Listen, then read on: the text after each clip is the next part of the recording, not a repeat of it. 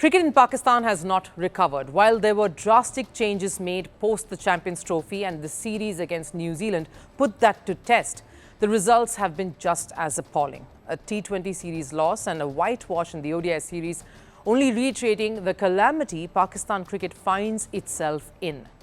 And while we have only been looking at the system and the infrastructure so far and how the board and the management has not been able to shape and mold this side, maybe it's time to also look at the players and how this is affecting all of them.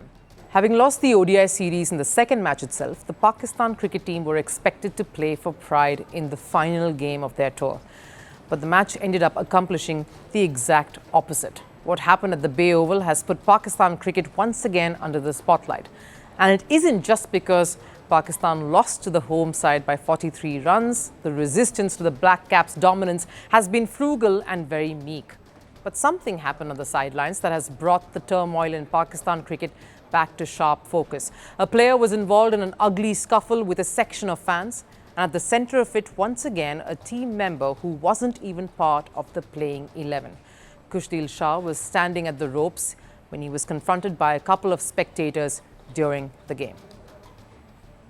Yes, indeed, and Ben Steers has taken a 5-wicket haul as well. So congratulations to him. He leads the team off. Here at Mayo.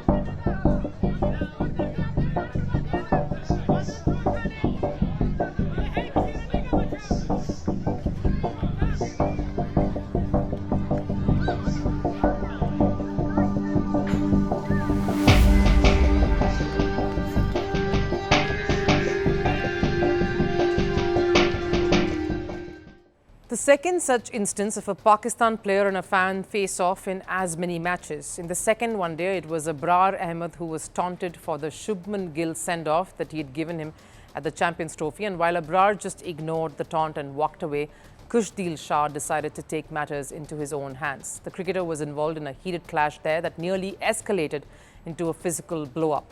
Shah attempted to climb over the fence with an intent to attack the fan, and if the security hadn't intervened, we would have had a proper fight to witness. So what happened there? Well, Pakistan Cricket Board claims it was the anti-Pakistan slogans directed to the team that really set the player off, also saying that the fans were Afghanis.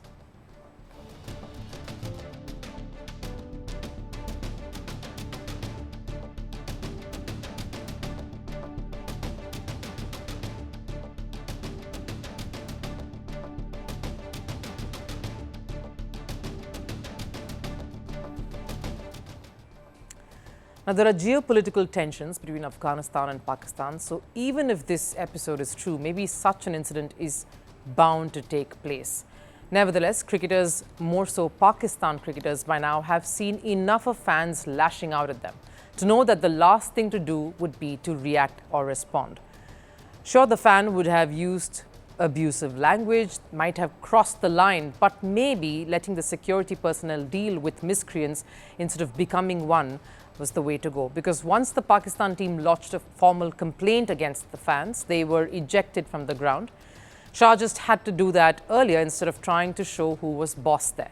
Because now this isn't just about the abuses that were hurled at the Pakistan cricket team, but of the state Pakistan cricket finds itself in. Shah's altercation highlights that even the players are getting restless with the failures only mounting on the field. ICC exits in first rounds from not one event but 3 back-to-back ICC tournaments is a new low for a country that has been the best at the sport, that has been world champions. And watching all this unfold, fans have been frustrated, former Pakistan cricketers are livid, the management just as clueless, the players, well, feels like they are just going through the motion. Despite being up against a B side, a B string side, this series, New Zealand was without many of their senior players like Kane Williamson, their regular captain Mitchell Santner in the shorter formats, without the firepower of a Devon Conway with the bat, a Lockie Ferguson with the ball, no young bloods like Rachin Ravindra to go up against them. Basically, Pakistan were playing a second-string New Zealand side and were yet humbled by the Kiwis, pretty much like a botched-up light failure at the stadium.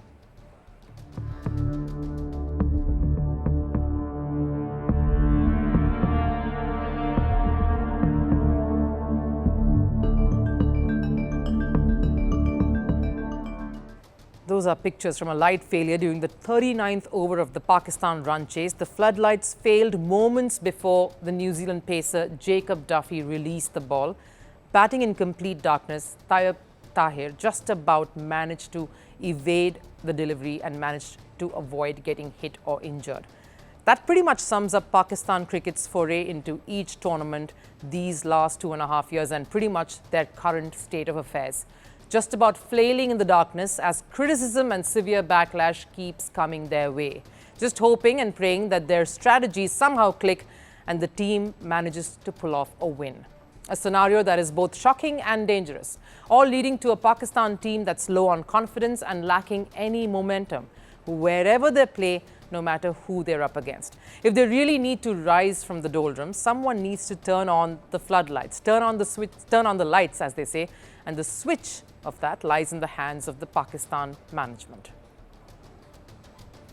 Greeting you with aloha and namaste.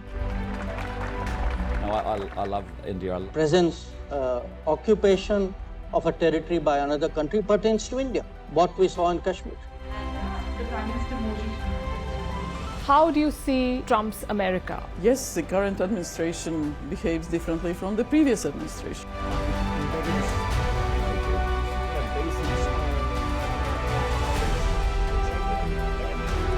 Are you saying that there are foreign powers who are trying to bring down the current government in Syria? Exactly. Bluntly, Iran, maybe Russia too.